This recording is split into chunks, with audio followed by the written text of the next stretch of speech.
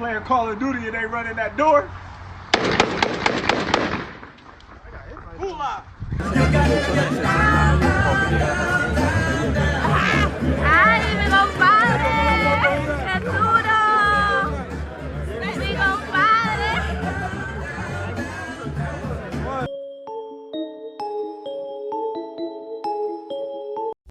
So it continues. Yordenis Ugas can't believe what he saw on July 29th.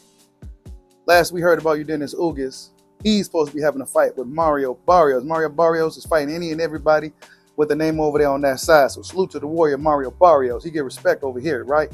But Yordenis Ugas, man, he can't believe what happened to Errol Spence Jr. Can't believe it. These guys seem to can't believe that Terence Crawford is really that damn good. They can't believe that Terence Crawford went out there and just did what he did on July 29th. Yordenis Ugas says this, quote, "I don't know what the F happened. I mean, that wasn't the Spence that fought with me. He seemed like a completely different person." News flash, Yordenis. That was the same person. Yeah, that's right. That was the same person. Same social security number. Same birth sticker. Same guy. Errol the Truth Big Fish Spence Jr.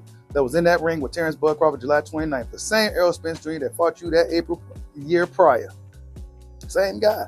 The only difference was that he was in there with an elite, highly skilled, talented, and very hungry fighter in Terence Crawford.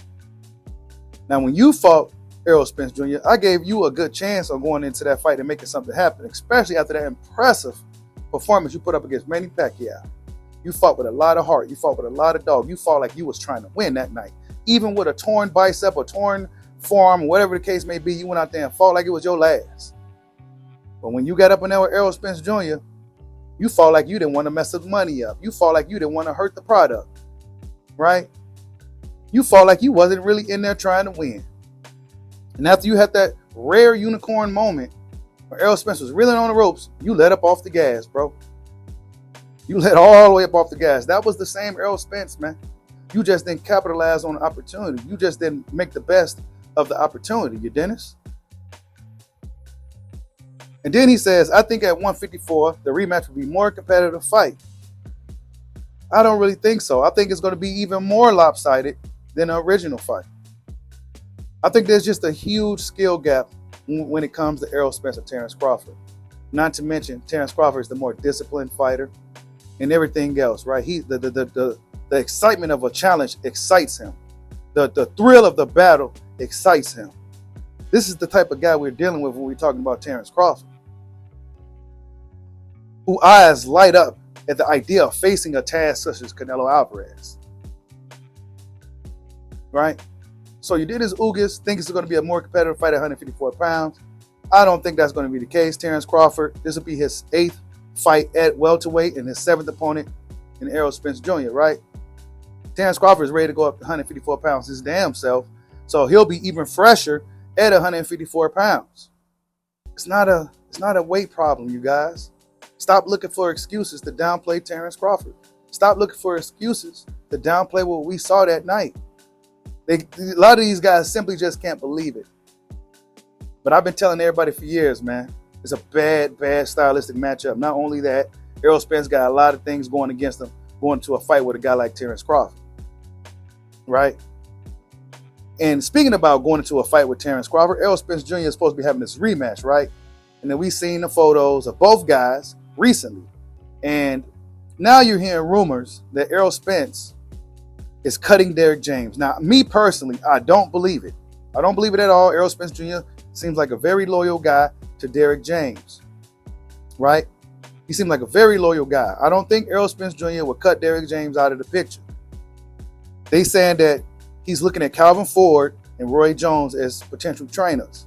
Now, the thing with Roy Jones has been pretty critical of Errol Spence over the years. I highly doubt that he'll be going to Roy Jones to try to make some things happen in a short period of time. I mean, a guy with a style like Roy Jones, you're going to have to be a pretty unique guy. You're going to have a lot of agility, a lot of dexterity, a lot of athleticism, a lot of speed, a lot of power.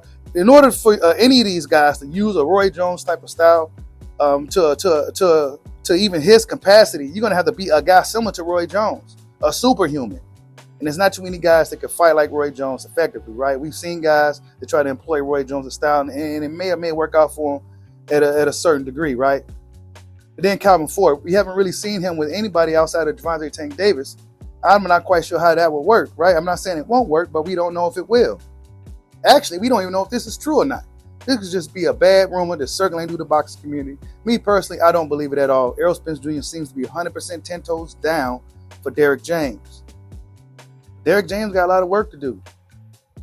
And if Brian Bomac McIntyre doesn't get out of his jam, I think that they'll feel a little bit more confident going in, right? Because Bomac is the strategist, the mastermind behind everything. However, Terence Crawford seems like that guy that's capable of making things happen without his strategist behind him. So regardless, it's going to be a tough fight, not to mention coming over the psychological effects of getting thoroughly thrashed from pillar to post in the first fight. But Yordenis, same birth certificate, same social security number.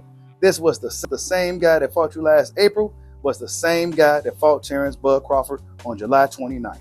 Like, subscribe, holla at your boy. Peace out.